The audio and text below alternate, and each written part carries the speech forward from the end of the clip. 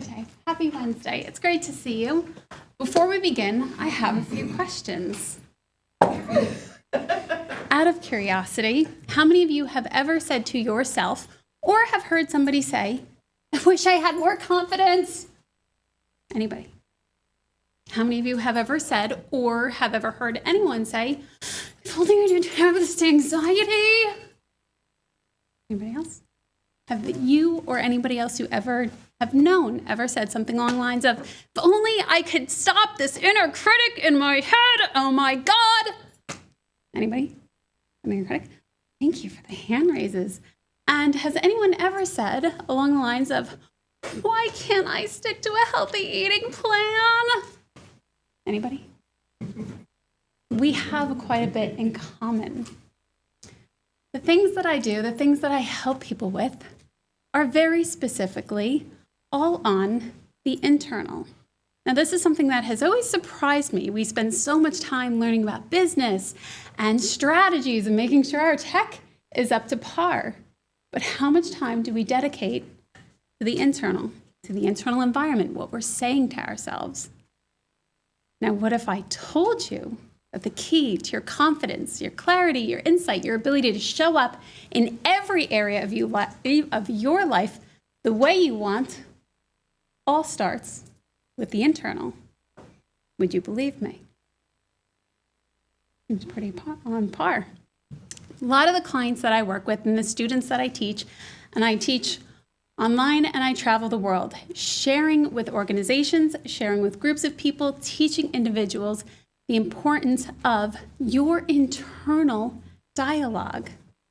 And the thing that we often have in common is that we do our best to show up on camera, but before we go on camera, we're kind of having a meltdown and wishing that it wasn't happening. Or we might feel like an imposter, and before we go out to do something, we're like, I'm not that person. I don't even know why I'm here. What's going on? This is completely out of the realm for me. Or we do other things where it's like, oh my God, I don't want to eat that entire plate of cookies, but it's calling my name. And that's how we often have this back and forth. We're trying to show up. We're trying to have this confidence. We're trying to show up as the people that we want, but we have this internal narrative that's going back and forth, and it's controlling so much of what we do. This is what I help people do. I help people shift their internal dialogue through evidence-based protocols, one being the shift protocol that I teach my clients, helping them go from these negative, limiting self-thoughts to positive ones, anywhere, anytime, and for any reason, by spotting the thought, by hearing it, by investigating it, framing it, and trading it in for new thought. This isn't just, oh, there are no weeds in my garden, and my garden is perfectly fine, and I just need to think a better thought. No. This is systematically changing the way you think. And ultimately, it rewires everything in your life. Has anyone ever wanted to show up on camera or on stage and feel a lot better about it? I do this with my clients. I saw a number of you raise your hands. Thank you for doing that earlier. I was on with a CEO a few months ago, and she was telling me that she had anxiety all night long about this keynote that she had to have. And you could hear the panic in her voice, and you could hear it was keeping her awake at night. I taught her my SMILE protocol. I taught her to slow down. I taught her to be mindfully present, to have inflection, to have this lightness and this eye contact, so that when she shared her keynote, not only did she connect with her audience, she also was able to bring home the six-figure deal. That makes a difference. When you can show up in this world, when you can show up the way that you want, how you want, exactly when you want, everything in your life completely changes. I do a variety of things, including one very near and dear to my heart, emotional eating and eating disorders. That is incredibly near and dear to my heart because I battled it for 2 decades of my life. I now teach my clients and I teach my students what I affectionately refer to as the Be Free method, helping them understand that they don't have to be at the mercy of every single craving and that they can actually go to a buffet and not feel guilt or shame or worry if they're going to eat the entire buffet. They can show up, they can enjoy food, they can feel calm around it, and they can enjoy their body. These are things that I help my clients achieve. My ask is helping me connect with more clients, more groups, more organizations, helping them teach their communities how to communicate, how to effectively show up, and how to help them shift their internal dialogue so that they can be the person that they want to be. Do you have any questions? All right, so as a reminder, use the microphone. Who would like to kick it off? Don't kick. It would be terrible. Mark would be very unhappy with the kicking. Hi, Len. Hello. What kind of things are you doing now to attract the kind of clients that you're looking for? That's a fantastic question. Thank you for picking on that one. A few weeks ago, I realized that there were 154 days left of the year, and I had not been posting on social media as frequently as I should. I put a timer on my phone. We now have 106 days left of the year, and I have not missed a day since. I mark it, and I share, and I create reels, and I create posts, and I share stories and success stories and testimonials on social media, including LinkedIn, Facebook, and eventually branching into other ones. But those are the two that I did commit to, and also with Google. And what has been the most effective for you at getting the exact type of client that you're looking for? That's a great one. The most effective has really been putting reels out. Really, and making sure that there's subtitles on that or captions, whichever word you prefer to use for that. But that has really made a massive, massive difference. And people will often, and it's so strange, if any of you are ever posting on social media and you think nobody's watching, or you're thinking, is this going anywhere? Do it enough times in a row, and your inbox, even though you might not have thumbs ups or hearts or cares or light bulbs or whatever else, your inbox will start to shift. I love what you're sharing. Thank you for posting that. It really makes a difference when you share what's going on in your life in a way that's authentic to you on social media. And then one follow-up question. What is the process then once you have created that interest? How do you then turn that interest into a client? Absolutely, and I love that question. Thank you. How do I turn that interest into a client? I continue to ask them questions as to what's important to them. What do they value? How do they know it's valuable? Are we a match? Because what I'm also doing is, it really is about making sure that there's a genuine connection. I don't need money from every single person. Yes, I like to keep a roof over my head, but it's more important to me to make sure that they're going to benefit and that it's going to be an interaction where I know that they're going to be open-minded and growth-minded and wanting to make those changes. Thank you for asking that. Any other takers? Hi. Hi. I love what you're doing. Thank you kindly. What's your name?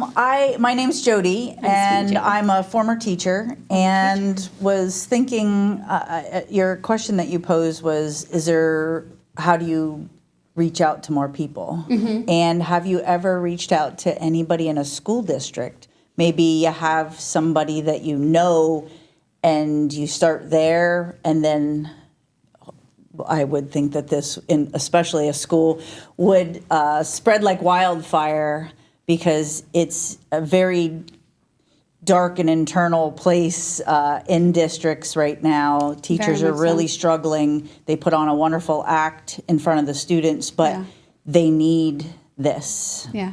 And it might be behoove you to think about somebody, like if you have a teacher friend and start there and maybe have them have a friend join or do groups or something like that, because self-care is huge. I love that. Thank you for pointing that out. Absolutely. And I have not gotten into schools. When you said schools, I wasn't sure if you were talking about students or if you were talking Teachers. about teachers. And I love that. for Nobody sure. ever thinks of the teacher. They really need to. I've been in the school systems for a number of years as a speech pathologist, and it is taking its toll, and people are leaving in droves, which is heartbreaking. And I love that you had mentioned about connecting with that. And I'm curious to know if there might be any possibility of doing something along the lines of a CU or continuing education, because I know teachers do need that. So is that something that would be a fit? Would that count? Do you know? I don't know if there would be if they could get hours in like an Act 80 for something like that. Yeah. But certainly outside of school Okay. or 20 minutes before the day starts, Yeah. or, like a meeting in the parking lot. Trust me, end of the day, Friday, Yeah. not Friday afternoon, don't do that to them. We have no tolerance for Friday afternoon. no. None. TGIF. Yeah, but I'm just thinking, I mean, if you were to contact district office, but they're very much about gaining hours for their, Yeah. I don't know if that's something that you'd be able to do, but I mean, I see you very much in a helpful way to everybody that I know, Wonderful. Well, thank you. So, I appreciate that. So just a thought. Okay, great. Thank you. I appreciate that very much. So if you have a contact that you can share with me, I'd be very open to that introduction. Let's talk afterwards. Okay, thank you, Jody. You're welcome. Yeah, and I'll piggyback a little bit on that is I think a great way to get into reaching each school, it's kind of like that idea, how do you reach each school as compared to going to an IU? So an intermediate unit is a group who provides services to school districts. And so when you talk about if you're looking to get credits, then you can speak to an IU about developing a program, and then they take care of getting the credits for you if that's something you're interested in. So for instance, locally, Central Susquehanna Intermediate Unit, CSIU down in Montandon would be a place to connect. Okay, great. Thank you for that. Very much so. Any thoughts on universities? Does anybody have any university programs that they know of? Or that might be a good fit? I know Penn College used to have a couple different outlets. Might be an idea for college or collegiate level. Okay. What was your name? Oh, my name's Erica from the Thank Convention you, Center. Erica. What is your area that you will cover? So are you local? Are you willing to travel? Do you have a limitation on your travel? I don't have a limitation on my travel. I actually was over in Vegas earlier in the summer, and that was really wonderful to be able to teach at that conference. So I'm very portable, but also I do work on Zoom. I have clients in New Zealand and Australia, so there are always options and always flexibility. Okay. Yeah, thank you for that. I can get that without you throwing it at me. We'll do that. I'll meet you halfway. Thank you, Erica. Thank you. Sure thing. My name's Trevor. Hi, Trevor. Hi. It sounds like you're a wellness program, Yes. and have you thought about a wellness platform, about perhaps getting together with somebody else, not necessarily having the wellness pay you, but per client? Wellness platform, tell me a little bit more. Can Well, you you'll give a little more probably light? hear something at the next speaker, so maybe you and Brooks can get together. Excellent seating for Brooks. This is Yes, working out very yes. well for Brooks. Yeah, I can see a symbiotic relationship there. Okay, great. Oh. Thank you. I'll hand it to you. Hi, I'm Dave. Hi, Dave. Have you thought, just piggybacking on that, podcasting? Yes. I've been on over 70 podcasts, which is a lot of fun. Have you thought of doing your own? I have not done my own. Kind of dabbling in one right now, but I haven't, just mostly the tech limitations. And I know our friend Mark over there is like, oh, podcasting. Being able to have that set up and then get that out, and that's really not where my true passion is. So it's probably why it's been something in the background, but I thank you for asking that. Have looked into 2 radio stations reached out to me, not HGTV. There's another one with Kathy Ireland. They had reached out to me asking if I wanted to do something. And in that case, you actually have to pay into those quite a bit. So that's kind of where I'm like, I could, but I could also do this. Because podcasting would also give the ability to just have a whole bunch of content to post That is on a social too. Amazing point. Yes, thank you, Dave.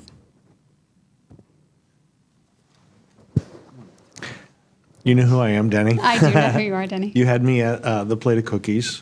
I'm a former I'm baker. still- I used to sell them at Basins in case nobody knew. I guess if I could ask a question, it would be to speak to what would the client experience be like working with you? Lasting change. The ability to really know, especially when you have, and this is a general rule of thumb, if anybody ever goes to any professional, ensure that there is a rapport, that you feel that you are being heard, but also that they have your back. When I work with my clients, all of my clients know, and I'm not a very shy person when it comes to this, I will be there. I will be there and I will stay, especially when the things that can sometimes come up when it comes to emotional eating or eating disorders can be very personal and personable. And working one-on-one, it's not very uncommon that my clients become emotional. Understanding that, they also know I'm not going anywhere. If we sit there for 2 hours and we're doing work and we're getting that change work done, I will be there every step of the way. And that's the most important thing. When you reach out to your professionals for any reason, make sure that it feels like they're the one that's meant for you and you're meant for them.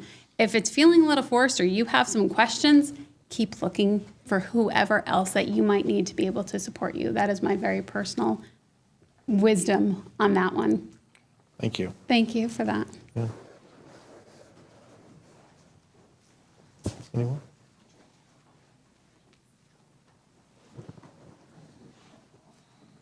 Any other questions? I'm sorry if I missed it, but what does DTB stand for? DTB initially stood for Determined to Be, and determined to meet that new horizon. And it's now morphed into Driven to Be Better. Secret side note, Determined to Be is not a website handle that I could purchase, and it is no longer available. Through the trial and errors, Driven to Be Better was what had shifted, and it's actually shifting again. So it's very interesting when you think you're like, oh, I'm going to have a business and I'm going to have a website and I'm going to do a business card and everything's going to look great. And then 6 months later, you're like, oh, I want to change this. Oh, this doesn't look right on the business card. It's very hysterical how your business changes with you as you go through your life. Thank you. Thank you, Ray.